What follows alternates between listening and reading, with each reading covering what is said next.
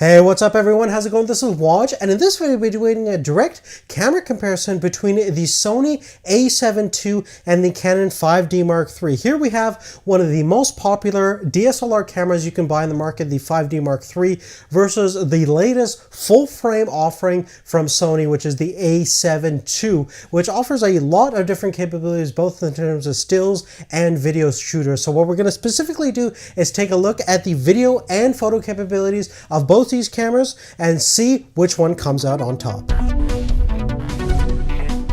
Now, one of the cool things about having a mirrorless camera such as the A7 II is that we can still have a really large sensor. In fact, both cameras have a full-frame 35mm sensor, but as you can see over here, the Sony A7 II is a lot more compact and certainly a lot thinner than the 5D Mark III. Furthermore, in terms of weight, we do find a big difference between these two. The 5D Mark III measures about 950 grams with the battery versus the Sony A7 II measures about just under 600 grams, including the battery. Now, in terms of durability, both of these two cameras are made of high quality magnesium alloy in terms of their chassis and construction, and both are weather sealed to some extent, so they're pretty durable cameras that are made to really high tolerances. Now, even though both cameras have the same size of sensor, we do have a higher megapixel count on the A7 II, about 24.3 megapixels versus about 22.3 megapixels on the 5D Mark III. Now, certainly with that higher megapixel count, we could expect to see a larger overall photo with potentially more details on the Sony A7 II, but having fewer pixels on that sensor may give the 5D Mark III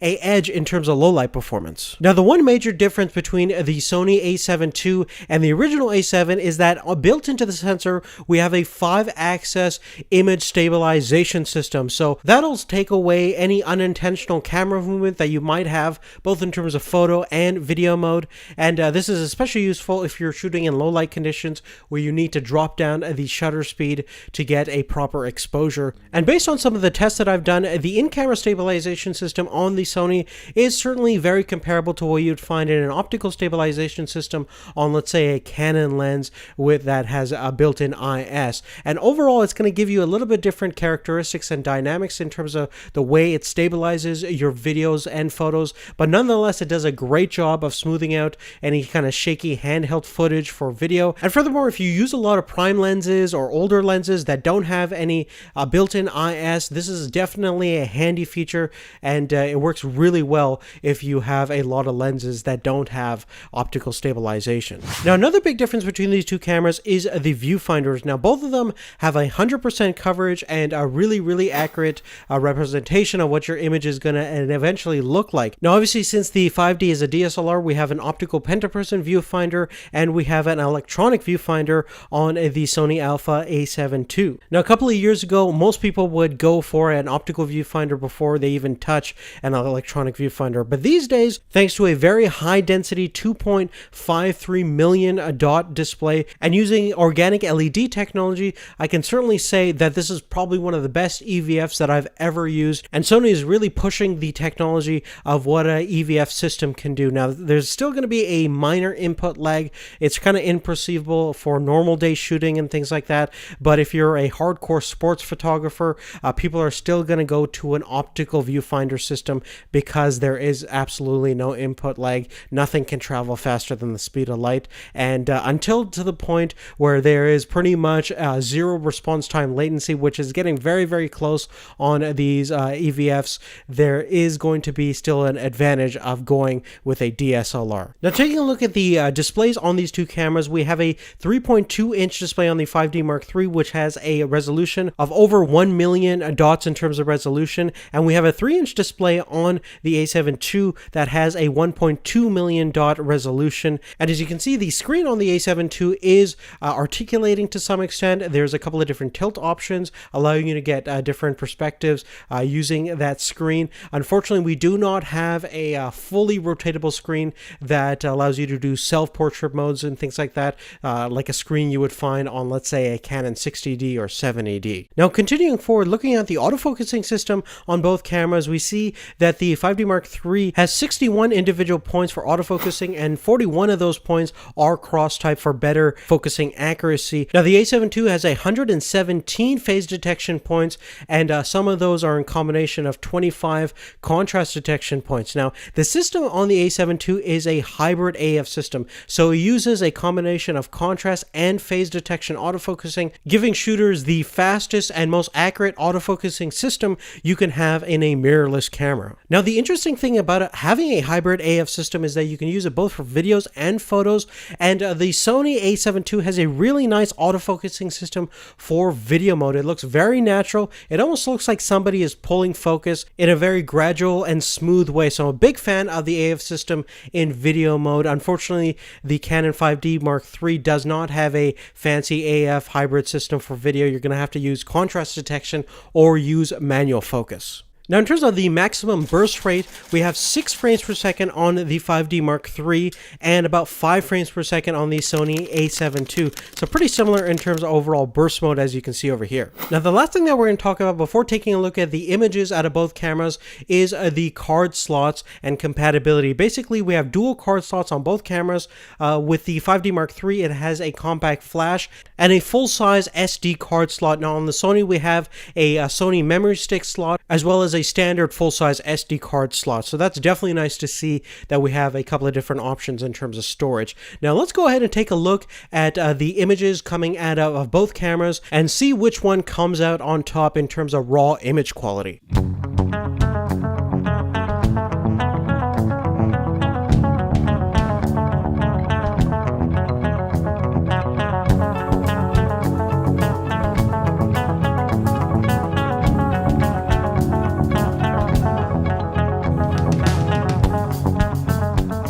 Now, based on the image samples over here, I can definitely determine that in most regards, these two cameras are very similar in terms of rendering out details in images, and the overall color dynamics are very similar as well. The only thing that you're going to find is the low light performance on the Canon 5D is better in terms of rendering out images in JPEG shot in a really high ISO. After about 6400 ISO, you really start seeing the differences between these two cameras. I think the Sony has a pretty good overall low light performance, but the Canon definitely does a better job in reducing color noise, and the sharpness is still maintained at pretty high ISOs. It's even in some circumstances usable at 8000 or even 12800 ISO, which is really impressive.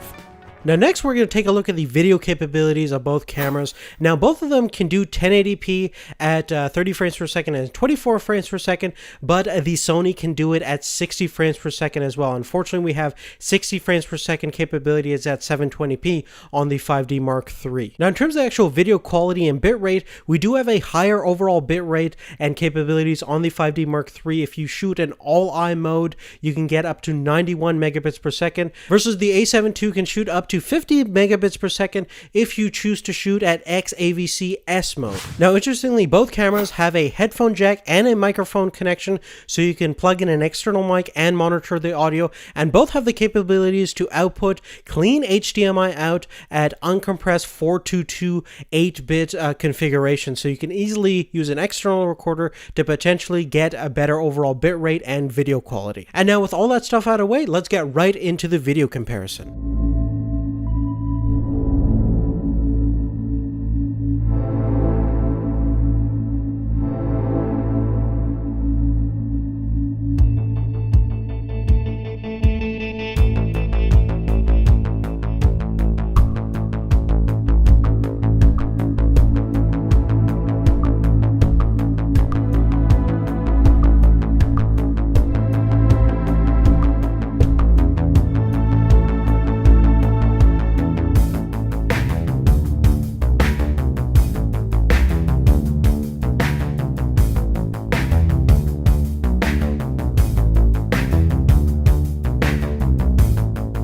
Now, compared to the stills comparison, I think in video mode, the 5D Mark III has a little bit more to offer in terms of overall video quality straight out of the camera. And that may be due to its higher overall bitrate or the way it downsamples the video image to the SD card. Now, the A7 II definitely has pretty good overall video quality, and you even have an S-Log mode which allow you to get more dynamic range and a flatter image profile so you can grade later on and get better overall colors, which is definitely a nice thing. But if we're gonna pick a winner out of the video comparison, I would definitely say the 5D Mark III has a little bit of a sharper image, especially if you post sharpened it. You don't need any post sharpening on the A7 II, thankfully. Now, the nice thing about the A7 II in terms of image artifacts is there's really not a lot to speak of. There's a little bit of aliasing that you do encounter, but in terms of moire, there's very little that you encounter. It's definitely a big improvement from the last generation A7 that we encountered, and even some of the kind of image artifacting issues that you have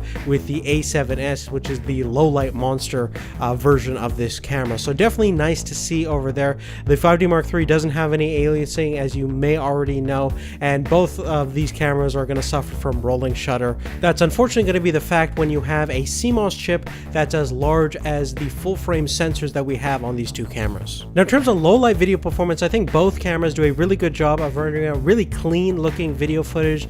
Anything at 32 and even 6400 ISO is fairly usable to some extent, depending on what the lighting condition is specifically. But after you get to 6400 and beyond, you do notice the 5D does a tiny bit better job in terms of managing noise a little bit better. It retains sharpness a little bit better, as well as the color accuracy as well. So that's again a trend that we saw from the stills carried over to the video capabilities on the Canon. But on that, guys, that's really it. If you have any specific questions about anything I talked about, please make sure to leave that on a comment down below. Make sure to give us a thumbs up if you like this comparison. That really helps us out tremendously. And let me know what you guys think, which camera is best suited towards your needs, and which one do you guys think has the best overall image quality to your eyes. Love to hear all your thoughts and opinions. Thanks so much again for watching. We'll see you later. Take care.